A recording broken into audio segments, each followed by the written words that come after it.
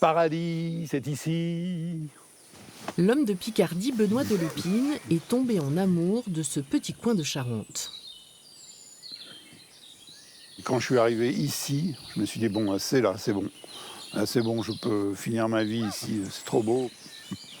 On cherchait vraiment à retourner à la campagne, parce que Paris, j'en pouvais plus. Donc, on a hésité entre plusieurs régions. Il se trouve que je connaissais pas Angoulême, mais je trouvais ça trop loin, quoi. Mais finalement, avec le TGV, c'était jouable pour pouvoir continuer mes activités à l'époque encore, enfin toujours, de Groland.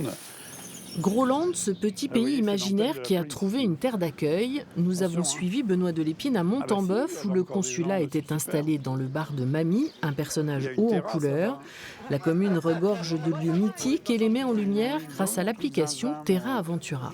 Moi aussi, les zinzins. Vous savez qu'ici, on a le droit de se réfugier, on a tous les droits ici. Hein. Ah ouais. Ouais. C'est terre d'accueil. C'est ouais, voilà, c'est à la fois une terre d'accueil et une zone de non-droit. Enfin, voilà, vous avez le moindre souci, vous pouvez venir vous réfugier ici.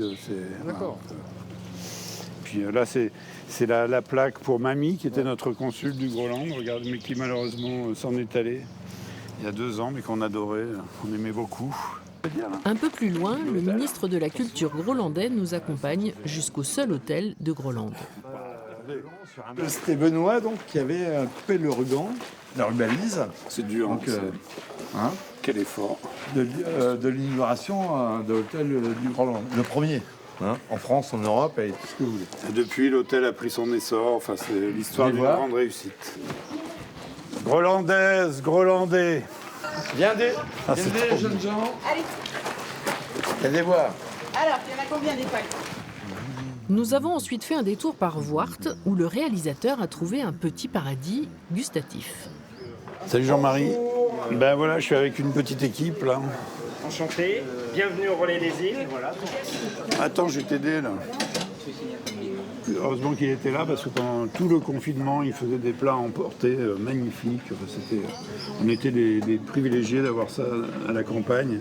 Une fois par semaine, on avait un rayon de soleil à la maison. Voilà. On va être bien là.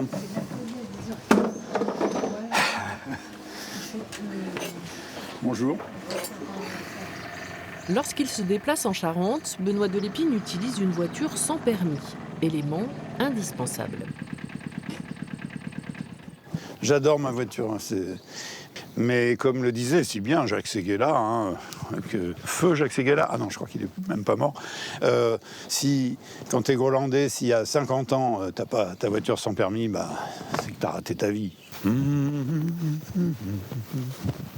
y avait un silo existant et j'ai eu l'idée d'en faire un bureau pour faire ce que j'appelle une fusée mentale. C'est-à-dire que c'est un endroit qui me permet peut-être de trouver d'autres idées, enfin des idées ailleurs, dans les étoiles.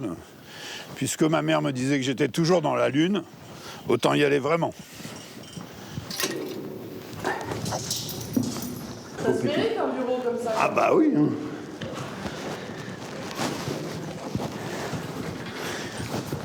Merde, il fait déjà chaud là. Je vais ouvrir un peu. Alors, vous voyez là, j'ai eu un permis de construire en tant qu'abri de jardin. Et il se trouve qu'en France, les abris de jardin peuvent aller jusqu'à 12 mètres. Donc je suis à la taille limite. Mais c'est surtout là que je travaille, Bon là, j'ai pas pris mon ordinateur portable, mais normalement, je suis là en train d'écrire.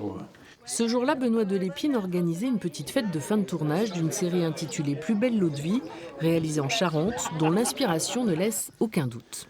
Il faut dire qu'on a tout pompé à France 3, hein. Groland et les informations régionales, maintenant Plus belle l'eau de vie, bon ça va quoi, vous êtes nos collègues, vous êtes des pionniers. Dans l'alcool de pneus, on ne se marie qu'entre deux queues. Les liens du sang sont plus forts que les liens des sous. Voilà. Alors ta mère était certes une modeste professeure de gymnastique, mais elle était avant tout ma tante. Avec un cerveau en perpétuelle activité, à peine un projet terminé, le réalisateur écrit déjà son prochain film, mais ça, c'est une autre histoire.